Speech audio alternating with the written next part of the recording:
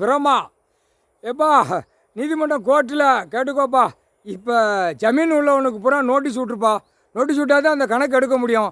இவன் பட்டா அடிப்பான், பவர் அடிப்பான், பவரை போடுவான். அது தோண்டி கணக்கு எடுக்கணும்ல. கணக்கு தின்னதை கக்க விட்டு எடுப்பார். நீதி அரசர் கடவுள் முக்கால் சத்தியம். அடுத்தாப்புல வென்று உள்ளவனுக்கு நோட்டீஸ் விட்ருப்பா. நீதிமன்ற கோர்ட்லேருந்து வென்று விட்ருப்பா. அடுத்தாப்புல பத்திரம் பதிஞ்சு கொடுக்கானா என் கையெழுத்து இந்த இடத்துக்கு அப்படின்னு.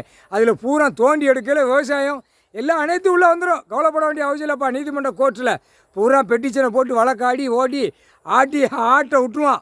வழக்கறிஞர்களை பூரா சேருன்னு இந்த ஓட்டு முத்திரை போடுதான். ஓடு உள்ளே ஓடு, நாங்கள் சேட்டை பண்ணிட்டு வரோம். நீ வழக்கு ஆடு, நாங்கள் இந்த இதை கொண்டு வரோம். நீ ஆடு, நாங்கள் பேப்பர் ஒன்று தரோம். ஆடுன்னு விடுதான். சேட்டை வெளியில் முத்திரை போடுறவன் அவனுக்கு பூரா நோட்டீஸ் விட்டாச்சு. அதுக்கு தான் கணக்கு போடுதார். ஜமீன் பத்திரப்பதிவு வென்று 3க்கும் நீதிமன்ற கோர்ட்லேருந்து நோட்டீஸ் விட்ருப்பா. இது பெரிய கணக்கு.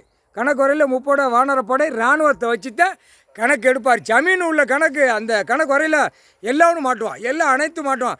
வயலில் வீடை கட்டினவன், வயலில் மில்லு கட்டினவன், விளையும் பூமியில் கட்டினவன் பூரா அடி வாங்குவான்.